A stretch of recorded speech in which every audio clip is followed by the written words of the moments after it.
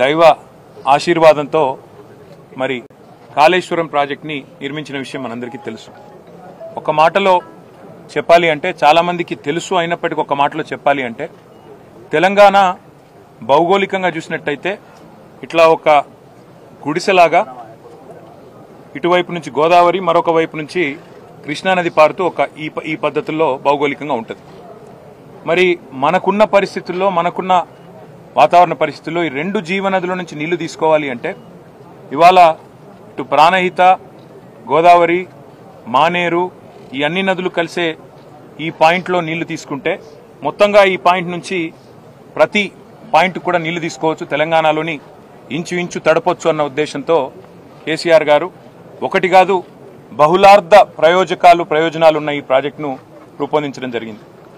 ఇవాళ ఎక్కడైతే మనం నీళ్లు చూస్తున్నామో ఇది దాదాపు 80-90 మీటర్ల మీద సముద్ర మట్టానికి ఇక్కడ ఉన్నది. అదే హైదరాబాద్ తీసుకుంటే 535 మీటర్ల మీద ఉంటుంది. కరీంనగర్ ఏదైతే ఎల్ఎండి చెప్తున్నారో గౌరవనీయులు కమలాకర్ గారు, అక్కడ దాదాపు 300 పైచిల్కు మీటర్ల మీద 350 మీటర్ల దాకా అక్కడ ఉంటుంది. అంటే ఇక్కడి నుంచి అక్కడికి నీళ్లు తీసుకొని పోవాలంటే నీళ్లు ఎత్తిపోసుకుంటూ ఒక్కొక్క దశలో కొన్ని నీళ్లు తీసుకొని పోతూ అల్టిమేట్గా పైదాకా 618 మీటర్లు ఏదైతే కొండపోచమ్మ సాగర్ ఉందో అక్కడ దాకా నీళ్లను తీసుకొని పోవచ్చు. మార్గ మధ్యంలో ఉండే ఊర్లు కానీ పట్టణాలు కానీ మంచినీళ్ళు దాపిచ్చొచ్చు. అదేవిధంగా లక్షలాది ఎకరాలకు సాగునీరు అందించవచ్చు. మధ్యలో ఎవరైనా పరిశ్రమలు పెట్టాలనుకుంటే ఆ పరిశ్రమలకు కూడా నీరు అందించవచ్చు. అదేవిధంగా మత్స్య సంపద ప్రోత్సహించవచ్చు. ఇట్లా బహుళార్థకమైన ఒక మల్టీపర్పస్ ప్రాజెక్టు కామధేనువు లాంటి ప్రాజెక్టు తెలంగాణకు, కల్పతరువు లాంటి ప్రాజెక్టు కాళేశ్వరం. ఇవాళ నిన్న ఈ 2 రోజులు కూడా బీఆర్ఎస్ శాసనసభ్యులు, శాసన మండలి సభ్యులు, సీనియర్ నాయకుల బృందం పెద్దలు కేసీఆర్ గారి ఆదేశం మేరకు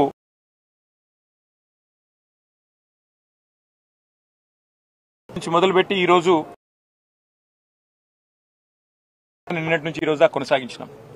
స్పష్టంగా మాకు కనబడ్డది ఏమంటే, ఎగువన మహారాష్ట్ర నుంచి శ్రీరామ్ సాగర్ మీద నుంచి కిందికి వచ్చే గోదావరి ఏదైతే ఉందో అక్కడ ఇవాళ నీళ్లు లేవు. లోవర్ మానేర్ డ్యాంలో కేవలం డెడ్ స్టోరేజ్ 3 టీఎంసీలు అయితే దానికంటే 2 టీఎంసీలు మాత్రమే ఎక్కువ. 26 టీఎంసీలు ఉండే ఎల్ఎండిలో ఇవాళ 5 టీఎంసీలు మాత్రమే ఉన్నాయి. దానిపైన ఉండే మిడ్ మానేర్లో అది కూడా 28 టీఎంసీల కెపాసిటీ ఉన్న రిజర్వాయర్, అక్కడ కూడా కేవలం 5 టీఎంసీలే ఉన్నాయి. దానిపైన ఉండే శ్రీరామ్ సాగర్ ప్రాజెక్టు, పోచంపాడు ప్రాజెక్టు ఏదైతే అంటారో దాని సామర్థ్యం మొత్తం 90 టీఎంసీలు అయితే ఈ రోజుకి ఈ నిమిషానికి అక్కడ ఇన్ఫ్లో ఉన్నప్పటికీ కేవలం 25 టీఎంసీల కంటే తక్కువనే నీళ్ళు అక్కడ ఉన్నాయి. అంటే వెరసి మనం గమనిస్తే పైనుంచి నీళ్ళు వచ్చే పరిస్థితి మాత్రం కనబడతలేదు. గతంలో ఇక్కడ కమలాకర్ గారు, రమణ గారు, ఇంకా మేమందరం కూడా అన్నాడు పైన మహారాష్ట్ర బాబ్లీ ప్రాజెక్టు కట్టడం వల్ల శ్రీరామ్ సాగర్కి నీళ్లు రావడం లేదు, ఆగిపోతున్నాయని చెప్పి కూడా ఆనాడు ఆందోళన చేసిన విషయం కూడా మీకు గుర్తుండాలి. కాబట్టి ఇవాళ అక్కడి నుంచి నీళ్ళు వచ్చే పరిస్థితి అయితే కనబడతలేదు. అదేవిధంగా కాళేశ్వరం ప్రాజెక్టులో భాగంగా అన్నిటికన్నా మానవ నిర్మితమైన, ముఖ్యంగా కరువు పీడిత ప్రాంతాలైన సిద్దిపేట కావచ్చు, సిరిసిల్ల కావచ్చు, మానకొండూరు, అదేవిధంగా చొప్పదండి, ఇంకా పైకి పోతే అదేవిధంగా హుస్నాబాదు, ఆ పైన దుబ్బాక, గజ్వేలు, ఆ ప్రాంతాలు, ఆ పైకి పోతే ఆలేరు, భువనగిరి దాకా ఏవైతే కాళేశ్వరం ప్రాజెక్టులో భాగంగా రిజర్వాయర్లు కట్టుకున్నాము, మిడ్మానేరు, రాజరాజేశ్వర సాగరు, దానికి పైకి అన్నపూర్ణ రిజర్వాయరు, ఆ పైకి రంగనాయక సాగరు, దాని మీదికి మల్లన్న సాగరు, దానిపైన కొండపోచమ్మ సాగర్. అంటే హైదరాబాద్ కూడా మంచినీళ్ళు అందించే మల్లన్న సాగర్, కొండపోచమ్మ సాగర్ కెపాసిటీ 15 టీఎంసీలు. టీఎంసీల లెక్క హైదరాబాద్లో కొంతమందికి అర్థం కాదు కాబట్టి ఒక మాటలో హుసేన్ సాగర్ 1 టీఎంసీ. అంటే 15 టీఎంసీల సామర్థ్యంతో హైదరాబాద్ నెత్తి మీద కుండబెట్టినట్టు మనకు కొండపోచమ్మ సాగర్ అనేది 15 టీఎంసీలతో కట్టుకున్నాం. దానికి కొద్దిగా దిగువన, అది కూడా హైదరాబాద్కు ఉపయోగపడే విధంగా, అదేవిధంగా వ్యవసాయానికి ఉపయోగపడే విధంగా 50 టీఎంసీలతో మల్లన్న సాగర్, అదేవిధంగా దాని దిగువన రంగనాయక సాగరు, కిందికి అన్నపూర్ణ, కిందికి రాజరాజేశ్వర సాగర్, మిడ్మానేరు. ఇక్కడ 2 ఇంపార్టెంట్ పాయింట్లు. ఒకటి, ఇవాళ నీళ్లను ఎత్తిపోయడం ఇక్కడి నుంచి లక్ష్మీ పంప్ హౌస్ ఎక్కడైతే మనం కూర్చొని ఉన్నామో కన్నెపల్లిలో, ఇక్కడి నుంచి నీళ్లు ఎత్తిపోయవచ్చా లేదా అని చెప్పి మేము ఇంజనీర్లను ఇప్పటిదాకా అడిగినాం.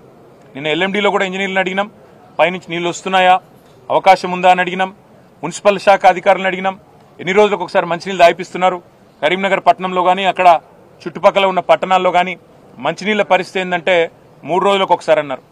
రైతులను అడిగినాం, మరి నీళ్ల సంగతి ఏంది, ఏమనుకుంటున్నారంటే ఏమో సార్ వర్షాలు చక్కగా లేవు, మరి కరువు పరిస్థితులు నెలకొనే ప్రమాదం ఉందంటున్నారు.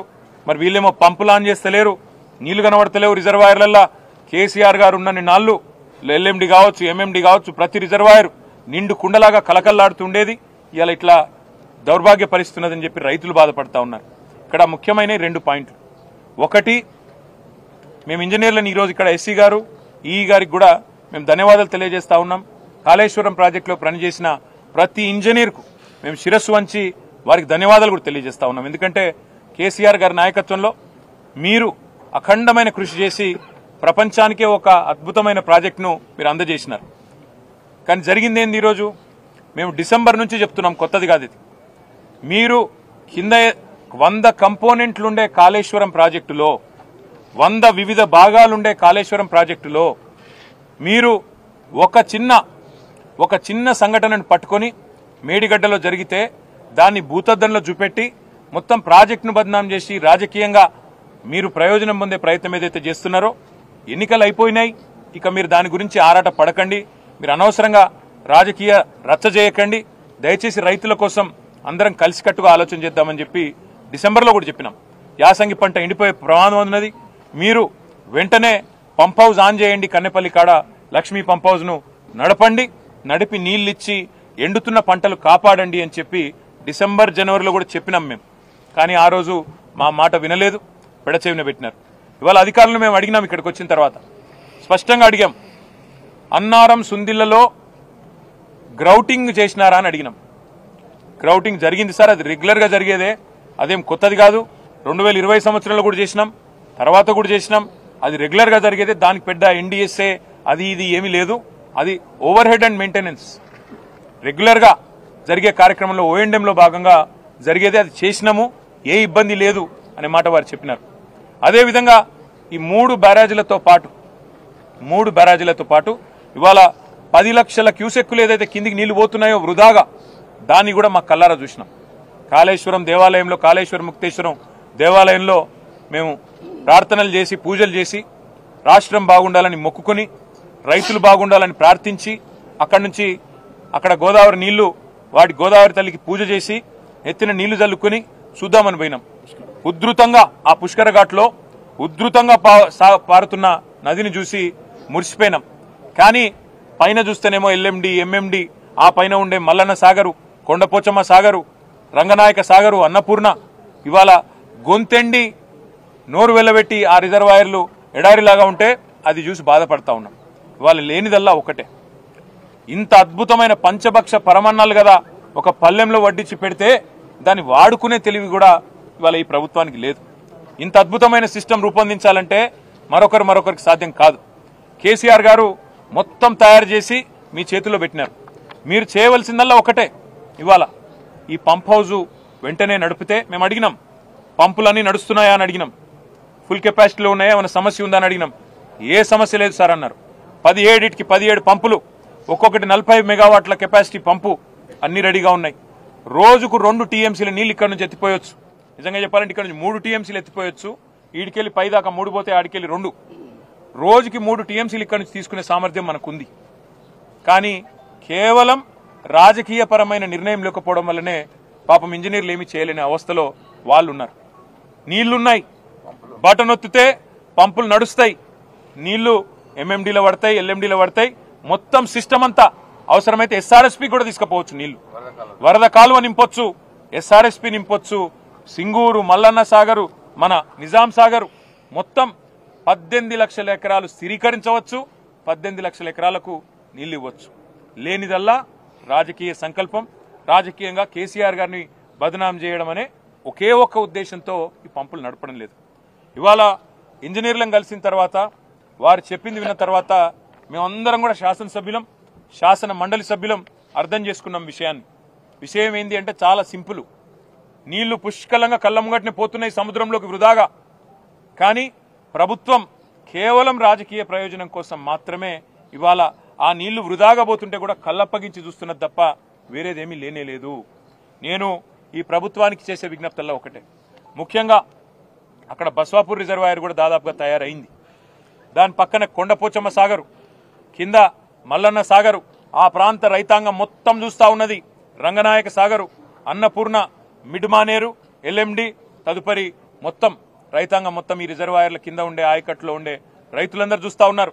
ఎస్ఆర్ఎస్పి కింద ఉండే రైతులు చూస్తున్నారు. కింద స్టేజ్ 2 నీళ్ళందే రైతులు మహబాదు, డోర్నకల్లు, పాలకృతి కిందికి పాలేరు దాకా, యువతల కోదాడ, సూర్యాపేట, తుంగతుర్తి దాకా రైతులందరూ ఎదురు చూస్తూ ఉన్నారు. ఈ ప్రభుత్వం యొక్క చిత్తశుద్ధిని వారు ఇవాళ అనుమానిస్తూ ఉన్నారు. ప్రభుత్వానికి మేము చేసే విజ్ఞప్తి ఒకటే, 6 నెలలు రాజకీయం చేద్దాం, 4.5 సంవత్సరాలు ప్రజల కోసం కలిసికట్టుగా కొట్లాడదాం. నిర్మాణాత్మక ప్రతిపక్షంగా ఇవాళ మేము ఇక్కడికి వచ్చి ఒక మాట చెప్తా ఉన్నాం. స్పష్టంగా ఇక్కడ నీళ్లు మీ కళ్ళ ముందుంటే, పంపు చేసే కెపాసిటీ ఉంటే, బ్రహ్మాండంగా పంప్ హౌస్లన్నీ రెడీగా ఉంటే నిర్ణయం ఎందుకు తీసుకుంటలేరు మీరు? నిర్ణయం మీరు ఈరోజు తీసుకుంటే 2 జరుగుతాయి. ఒకటి, వెంటనే ఇక్కడ నుంచి 2 టీఎంసీల నీళ్లు ఎత్తిపోస్తే బ్రహ్మాండంగా మిడ్మానేరు దాకా నీళ్లు 2 రోజుల్లో చేరుకుంటాయి. తదుపరి మీరు వెంటనే అటు అన్నపూర్ణ రిజర్వాయరు ఇల్లంతకుంటలో, పైకి రంగనాయక సాగరు, పైకి మల్లన్న సాగరు, పైకి కొండపోచమ్మ సాగరు, వాటికి వేరే ప్రత్యామ్నాయం కూడా లేదు. ఈ 4 రిజర్వాయర్లు ఏవైతే ఉన్నాయో, కొండపోచమ్మ, మల్లన్న సాగరు, రంగనాయక సాగరు, అన్నపూర్ణ, వాటికి వేరే తరహాలో నీళ్ళు వచ్చే పరిస్థితి లేదు. ఇక్కడ నుంచి పంపు చేయడమే మార్గం. దాదాపు 75-80 టీఎంసీల నీళ్లు ఈ 4 రిజర్వాయర్లను నింపుకోవచ్చు. మరి వాటిని ఇవాళ ఎండబెట్టి ఎవరి మీద మీరు కక్ష సాధిస్తున్నట్టు దయచేసి ప్రభుత్వం ఆలోచించాలని మేము కోరుతా ఉన్నాం. అదేవిధంగా మిడ్మానేర్లో మేము, మా సిరిసిల్ల పట్టణం పక్కనే ఉంటుంది మిడ్మానేర్. ఆ మిడ్మానేర్లో గత 5-6 ఏళ్లు ఎప్పుడు చూసినా 365 రోజులు నిండుగా ఒక సముద్రంలాగా నీళ్లుండేది. ఇవాళ ఎండిపోయి 5 టీఎంసీలతో ఎడారిని తలపిస్తున్నది మిడ్మానేర్.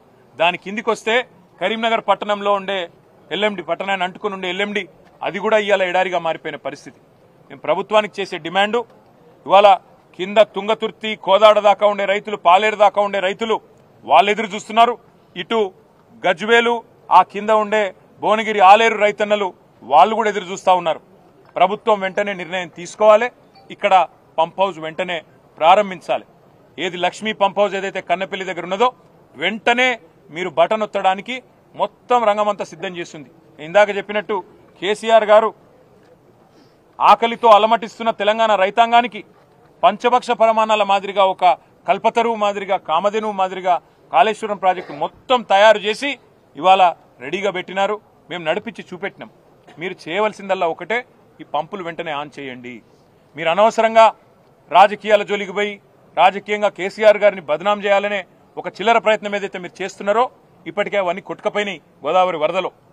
ఇవాళ మీరేమైతే అడ్డమైన మాటలు మాట్లాడినరో అవన్నీ తప్పుడు ప్రచారాలని చెప్పి ప్రజలకు అర్థమైపోయింది. అందుకే మేము అనేది, మీరు చేస్తారా పంప్ హౌజు, చాలు చేస్తారా, చెయ్యరా, తేల్చి చెప్పండి. మీకు అసెంబ్లీ సమావేశాలు ముగిసేదాకా ఈ ప్రభుత్వానికి మేము గడువు ఇస్తున్నాం. ఆగస్టు 2కు అసెంబ్లీ సమావేశాలు ముగుస్తా ఉన్నాయి. అప్పటిదాకా ఈ ప్రభుత్వానికి, ఎందుకంటే మేము కూడా అందరం హౌజ్లో నిలదీస్తాం, రైతుల పక్షాన ప్రభుత్వాన్ని అడుగుతాం, ఎందుకు చాలు చేస్తలేరు మీరు, అవసరమైతే ప్రత్యేక చర్చ పెట్టండి. లక్షలాది ఎకరాలకు సంబంధించిన ఎకరాలకు ఆయకట్టు నీళ్ళిచ్చే ప్రాజెక్ట్ ఇది. అట్లాంటి ప్రాజెక్టును మీరు ఎందుకు ఈ రకంగా రాజకీయ కక్షతో ఎండబెడుతున్నారు, రైతులను ఎందుకు ఇబ్బంది పెడుతున్నారు, ప్రజలను ఎందుకు హింసిస్తున్నారని తప్పకుండా అసెంబ్లీలో నిలదీస్తాం. ఆగస్టు 2 దాకా వేచి చూస్తాం. మీరు గనక ఆగస్టు 2 లోపల నిర్ణయం తీసుకొని పంపులు ఆన్ చేయకపోతే, నీళ్లు ఎత్తిపోయడం ప్రారంభించకపోతే 50,000 మంది రైతులతో మేము, మా కేసీఆర్ గారి నాయకత్వంలో, మా పార్టీ నాయకత్వంలో మేమే వస్తాం, పంపులు మేమే ఆన్ చేస్తాం, రైతులకు ఎట్లా నీళ్ళు ఇయ్యాలో చూపెడతామని చెప్పి కూడా మా పార్టీ తరఫున చెప్తా ఉన్నాం. ఉత్తమ్ కుమార్ రెడ్డి గారికి, ప్రభుత్వానికి, రేవంత్ రెడ్డి గారికి కూడా మేము విజ్ఞప్తి చేస్తా ఉన్నాం. భేషజానికి పోకండి. దయచేసి రాష్ట్ర ప్రయోజనాలు ముఖ్యం, రైతు ప్రయోజనాలు ముఖ్యం తప్ప మీరు ఎట్టి పరిస్థితుల్లో కూడా మీరు అనవసరంగా రాజకీయం కోసం కేసీఆర్ గారిని బద్నాం చేయాలనే ఆలోచనలో భాగంగా ఈ చిల్లర మాటలు మానుకోండి, ఈ విష ప్రచారం మానుకోండి. 4.5 ఏళ్ల పాటు మనం ప్రజల కోసం కష్టపడదాం. మీరు అధికారంలో ఉన్నారు, ప్రజలు మీకు అవకాశం ఇచ్చినారు, అది మీ అదృష్టం. పదవిని వినియోగించండి, అధికారాన్ని సక్రమంగా వినియోగించండి, సద్వినియోగం చేయండి, రైతులకు నీళ్ళు ఇవ్వండి, గొంతెండుతున్న పల్లెలకు నీళ్ళు ఇవ్వండి, అదేవిధంగా పరిశ్రమలకు సరిపడా నీళ్లు ఇవ్వండి. తప్పకుండా మీరు గనక స్పందించకపోతే మళ్ళీ చెప్తా ఉన్నాం, రైతులతో పెద్ద సంఖ్యలో మేమే బయలుదేరి వస్తాం. మా పార్టీ తరఫున వచ్చి తప్పకుండా మరి పంపులు మేమే ఆన్ చేస్తాం. గోదావరి జలాలు తప్పకుండా బీడు భూములకు అందాలనే కేసీఆర్ గారి సంకల్పం ఏదైతే ఉందో అది నెరవేరే విధంగా మా పార్టీ తన కృషిని కొనసాగిస్తుందని చెప్పి తెలియజేస్తూ, ఇంకా ఈ పర్యటన దీంతో ముగిసిపోలేదు. ఇక్కడ నుంచి మేము మేడిగడ్డ బరాజ్ సందర్శన కూడా పోతా ఉన్నాం. అక్కడ 10 లక్షల క్యూసెక్కులు ఈరోజు కిందికి వృధాగా పోతా ఉన్నాయి, సముద్రంలో కలిసిపోతా ఉన్నాయి. దాన్ని కూడా మీ ద్వారా, పత్రికా మాధ్యమాల ద్వారా, మీడియా ద్వారా ప్రజలకు తప్పకుండా చూపెడతాం. పైన గొంతెండుతున్న గోదావరి పరివాహక ప్రాంతాన్ని మీ ద్వారానే నిన్న చూపెట్టినాం. ఈరోజు కింద వృధాగా పోతున్న నీళ్లను కూడా చూపెడతాం. ఈ నీళ్లను ఎత్తిపోసేందుకు మొత్తం వ్యవస్థ సక్రమంగా ఉన్నా నిర్లక్ష్యం చేస్తున్న ఉద్దేశపూర్వకమైన క్రిమినల్ నెగ్లిజెన్స్ ఏదైతే ఈ ప్రభుత్వం చేస్తున్నదో, నేరపూరిత నిర్లక్ష్యం ఏదైతే చేస్తున్నదో దీన్ని కూడా శాసనసభ వేదికగా, శాసన మండలి వేదికగా ఎండగడతాం. తప్పకుండా ఈ ప్రాంత రైతుల ప్రయోజనాల కోసం అవసరమైతే ఇందాక నేను చెప్పినట్టు ప్రభుత్వం గనక సకాలంలో మేల్కొని స్పందించకపోతే తప్పకుండా మేడిగడ్డ అదేవిధంగా ఈ కన్నెపల్లి కాడికి వేలాది మంది రైతులతో వస్తాం. వచ్చి ఈ పంపులను ఆన్ చేసి గోదావరి నీళ్లను తెలంగాణ బీడు భూములకు తప్పకుండా అందిస్తామని చెప్పి కూడా తెలియచేస్తూ, మీరు కూడా దయచేసి పాత్రికేయ మిత్రులు మాతో పాటు మేడిగడ్డకు కూడా రావాలా, బరాజ్ కూడా అని చెప్పి విజ్ఞప్తి చేస్తూ, ఏమైనా ప్రశ్నలుంటే మీరు వాటర్ లిఫ్ట్ మిగతా ప్రాజెక్టులను నింపాలని మీరు అంటున్నారు. కానీ కాంగ్రెస్ ప్రభుత్వం ఏమంటుందంటే ప్రాజెక్టు నిరుపయోగం అని చెప్తూ ప్రాణహిత చేవెళ్ల ప్రాజెక్టు తెర మీద చేస్తుంది. ప్రభుత్వాలు మారినప్పుడల్లా గత ప్రాజెక్టులన్నీ నిరుపయోగం అని కొత్త ప్రాజెక్టు నిర్మించడం ద్వారా ప్రజల మీద భారం పడగాలి. సింపుల్ మాట బ్రదర్, ఇది నేను ఇందాకే చెప్పాను, మళ్ళీ కూడా చెప్తున్నా. రాజకీయం అనేది ఒక ఎలక్షన్ల ముందు 6 నెలలు చేస్తే బాగుంటుంది, ప్రజలు కూడా హర్షిస్తారు. 24 గంటల రాజకీయం, 5 ఏళ్ళు రాజకీయం, ఇంకో పని లేదు, తెల్లారలేస్తే నువ్వెంత అంటే నువ్వెంత అని బూతులు మాట్లాడుకుందామంటే ఇక అది ప్రజలకు పనికొచ్చే ముచ్చటనైతే కాదు. ప్రపంచంలో అతిపెద్ద లిఫ్ట్ ఇరిగేషన్ ప్రాజెక్ట్ అని నేను చెప్పడం కాదు, డిస్కవరీ ఛానల్ కూడా డిస్కవరీలో వేసి ఇగో ఇది లిఫ్టింగ్ ఎ రివర్ అంటే ఒక నదినే కేసీఆర్ గారు 80 మీటర్ల నీటి మట్టం నుంచి 618 మీటర్లు ఎత్తిపోసిండు మల్టీ స్టేజ్ ద్వారా. ఇది అద్భుతమైన ప్రాజెక్టు, ప్రపంచంలోనే అతిపెద్ద లిఫ్ట్ ఇరిగేషన్ అని డిస్కవరీ లాంటి సంస్థలు చెప్తా ఉన్నాయి. అమెరికాలో ఉండే America society for civil engineers మమ్మల్ని పిలిచి మరీ ఇంత అద్భుతమైన ప్రాజెక్టు వాళ్ళ సందర్శనకు వచ్చి చూసి అక్కడ పిలిచి మరీ అవార్డులు ఇచ్చినారు. ఒక 100 భాగాలు 100 కంపోనెంట్లు ఉండే ప్రాజెక్టులో ఒక చిన్న సమస్య మేడిగడ్డలో జరిగితే, పిల్లర్ నెంబర్ 21 బ్లాక్ 7లో చిన్న సమస్య జరిగితే ఇవాళ మేడిగడ్డ కొట్టుకపోయింది, మేడి పండు అయిందని వీళ్ళు చేసిన ప్రచారం అంతా పటాపంచలైందని ఇవాళ ప్రజలే మాట్లాడుతున్నారు. సోషల్ మీడియాలో ప్రజలే ఇవాళ స్పష్టంగా చెప్తా ఉన్నారు. ఇవాళ ఇక్కడ వచ్చిన తర్వాత లక్ష్మీ పంప్ హౌజ్లో మేము ఎస్సీ గారు, ఈ గారు, వాళ్ళ అధికారుల బృందం, డీఈలు, ఏఈలు వాళ్ళందరితో అన్ని విషయాలు తెలుసుకున్నాం. మేము ఇంజనీర్లం కాదు, వాళ్ళకి తెలుసు కదా. అడిగినాం, ప్రాజెక్టు అంతా సవ్యంగా ఉందా? ఉంది సార్ అన్నారు. నీళ్లు లిఫ్ట్ చేయవచ్చా? చేయవచ్చు. ఇప్పుడు నీళ్లు ఎంత మినిమం ఎంత ఎన్ని క్యూసెక్కుల ఇన్ఫ్లో ఉంటే చేయవచ్చు అని అడిగితే, సార్ ఇవాళ 9,60,000 క్యూసెక్కులు ఇవాళ ఇన్ఫ్లో ఉంది, కేవలం 30,000 క్యూసెక్కులు ఉంటే చాలు పంపులు నడపొచ్చు. 30,000 ఉంటే చాలు అంటే ఎక్కడ 30,000 ఎక్కడ 9,60,000 అంటే అన్ని రకాలుగా నీళ్లు ఉన్నాయి. ఉన్నప్పటికీ కేవలం లేనిదల్లా రాజకీయ నిర్ణయం మాత్రం. రాజకీయ నిర్ణయం తీసుకొని ఒక బటన్ ఒత్తితే ఇవాళ మీకు ఎండుతున్న సింగూరులో నీళ్లు లేవు, నిజాం సాగర్లో నీళ్లు లేవు, ఎస్ఆర్ఎస్పీలో నీళ్లు లేవు. అవి కూడా నింపొచ్చు, గతంలో కట్టిన వాటిని స్థిరీకరించవచ్చు దాని కింద ఉండే ఆయకట్టు. అదేవిధంగా కొత్తగా కట్టిన రిజర్వాయర్ మల్లన్న సాగర్, కొండపోచమ్మ సాగర్, అదేవిధంగా బస్వాపూరు, రంగనాయక సాగర్, అన్నపూర్ణ, మిడ్మానేరు, ఇవన్నిటికి వేరే ప్రత్యామ్నాయం కూడా లేదు.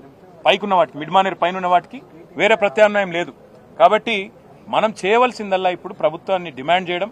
ఒకవేళ ప్రభుత్వం స్పందించకపోతే తప్పకుండా కింద పాలేరు నుంచి మొదలు పెడితే, కోదాడ నుంచి మొదలు పెడితే, సూర్యాపేట, తుంగతుర్తి, పాలకుర్తి, అదేవిధంగా మహబాదు, డోర్నకల్ నుంచి మొదలు పెడితే, వరంగల్ జిల్లా నుంచి హుజురాబాద్, హుస్నాబాద్, ఈ పైన ఉండే గజ్వేలు, భువనగిరి నుంచి మొదలు పెడితే ఇక్కడ దాకా ఉండే రైతులు అందరినీ కూడగట్టుకుని వస్తాం.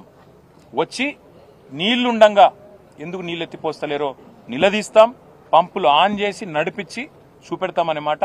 ఆగస్టు 2 దాకా ప్రభుత్వానికి మేము గడువిస్తున్నాం. వాళ్ళు చాలు చేయకపోతే తప్పకుండా మేము వచ్చి చేస్తాం. మీరన్నమాట వాళ్ళు ఇంకేదో ప్రాజెక్ట్ కడతామంటారు. వాళ్ళు ఏది కట్టుకున్నా మాకు అభ్యంతరం లేదు, కానీ అది అయ్యే పని కాదని మీకు తెలుసు, నాకు తెలుసు. ఎందుకంటే గతంలో మహారాష్ట్రలో కాంగ్రెస్ ప్రభుత్వం ఉండే, అప్పుడు కిరణ్ కుమార్ రెడ్డి గారికి ఆనాడున్న మహారాష్ట్ర ముఖ్యమంత్రి, కాంగ్రెస్ ముఖ్యమంత్రి పృథ్వీరాజ్ చౌహాన్ అనుకుంటా, ఆయనే ఉత్తరం రాసిండు. నువ్వు 152 మీటర్ల మీద కడితే నేను ఒప్పుకోను, నువ్వు దాన్ని తగ్గించాలి లేకపోతే మహారాష్ట్రలో ముంపు ఉంటుందని చెప్తే కూడా ఈయన వినలేదు. గతంలో ఉమ్మడి ఆంధ్రప్రదేశ్లో మనకెన్నడూ గోదావరిలో ఎందుకు న్యాయం జరగలేదంటే ప్రతి సందర్భంలో ప్రాజెక్టు అనేది పెట్టంగానే ప్రపోజలు అంతర్రాష్ట్ర వివాదం అని చెప్పి దాన్ని ఆపేసేది. అందుకే కేసీఆర్ గారు ఆలోచించి మహారాష్ట్ర పోయి వాళ్ళతో ఒప్పందం చేసుకొని వాళ్లకు ముంపు లేకుండా చేసి ఒక అద్భుతమైన మేడిగడ్డ లాంటి పాయింట్ పట్టుకొని ఇవాళ మీరు గమనించండి, పైన మీరు కరీంనగర్ నుంచి మాతో పాటు చాలా మంది మిత్రులు వచ్చిండ్రు, రిపోర్టర్లు వరంగల్కి వెళ్ళి వచ్చారు. కరీంనగర్లో నీళ్లు లేవు, వరంగల్ నీళ్లు లేవు, పైన నిర్మల్ల నీళ్లు లేవు, మొత్తం ఫ్లడ్ ఫ్లోలో అసలే నీళ్లు లేవు. అక్కడ నుంచి ఇక్కడ దాకా నీళ్లు లేవు. ఆఖరికి ఇప్పుడు మేము వస్తుంటే రామగుండం కాడ బ్రిడ్జ్ మీద ఆగి చూసినాం, పైకి వెళ్ళి నీళ్లు లేవు గోదావరిలో. మేడిగడ్డ కాడ అద్భుతంగా ఇవాళ 10 లక్షల క్యూసెక్ల నీళ్లు ఒక వరదలాగా కిందికి ఉగ్ర రూపంతో పోతా ఉంది. అందుకే మేము అనేది నీళ్లున్నాయి, లేనిది రాజకీయ సంకల్పం. సిస్టమ్ మొత్తం కేసీఆర్ తయారు చేసి పెట్టిండు. మీరు ఒక బటన్ ఒత్తితే ఇలా గజ్వేల్లో అక్కడ భువనగిరి ఆలేరులో నీళ్లు వస్తాయి. ఇలా బ్రహ్మాండంగా మొత్తం ఎన్ రూట్ కూడా నీళ్లు వస్తాయి. మీరు ఇస్తలేరు.